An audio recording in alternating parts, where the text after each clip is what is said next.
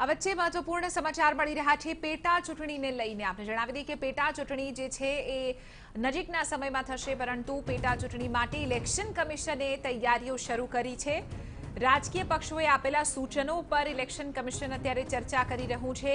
રાજ્યના મુખ્ય ચૂંટણી અધિકારીઓ પાસેથી મંગાવાયેલા સૂચનો ઉપર પણ ચર્ચા કરવામાં આવી રહી છે, કારણ કે આ વખતે સ્થિતિ કંઈક અલગ છે।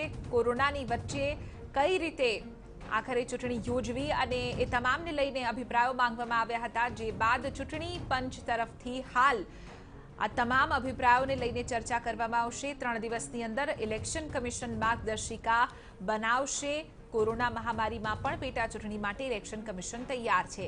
એક અલગથી એસઓપી હશે, એટલે કે સ્ટાન્ડર્ડ ઓપરેટિંગ પ્રોસિજરનો ઉપયોગ કરવો પડશે એક અલગથી જ, કારણ કે કોરોનાનું સંક્રમણ વધુ ન ફેલાય તેની પણ એક રીતે चिंता इलेक्शन कमिशन કરી રહ્યું છે। आज मुद्दे વધુ जानकारी આપી રહ્યા છે ટીવી9 संवाददाता रजनीश रंजन। रजनीश, इलेक्शन कमिशन ये जो 8 बैठकों पर इलेक्शन होने वाला है उसको लेकर गाइडलाइंस देने जा रही है, क्या कुछ अभी बातें हैं जिस पर अभी फोकस किया जा रहा है इलेक्शन कमिशन की ओर से? रजनीश, बिल्कुल, देखिए देश भर में जहां भी जिन राज्यों में उपचुनाव होने हैं, विधानसभा के या लोकसभा के, उन तमाम राज्यों के चुनाव के लिए चुनाव आयोग की जो तैयारी है, आप कह सकते हैं वो शुरू हो गई है।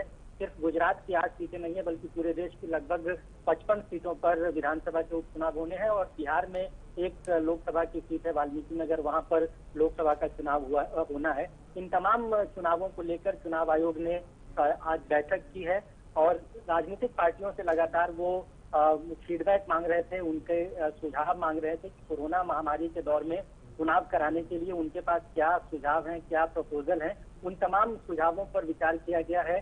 साथ ही साथ जिन राज्यों में चुनाव होने हैं वहां के चुनाव अधिकारी और जो चीफ इलेक्टोरल ऑफिसर हैं उनसे भी राय मांगी गई थी, उनकी राय पर भी चर्चा हुई है। और अब चुनाव आयोग इस नतीजे पर पहुंचा है कि 3 दिनों के भीतर, यानी कि आज से अगले 3 दिनों के भीतर चुनाव आयोग एक गाइडलाइन तैयार करेगा। और साथ ही साथ जिन राज्यों में चुनाव होने हैं वहां के अधिकारियों से भी उन्होंने कॉम्प्रिहेंसिव प्लान मांगा है कि किस तरीके से चुनाव कराए जाएं, चुनाव संपन्न कैसे होगा।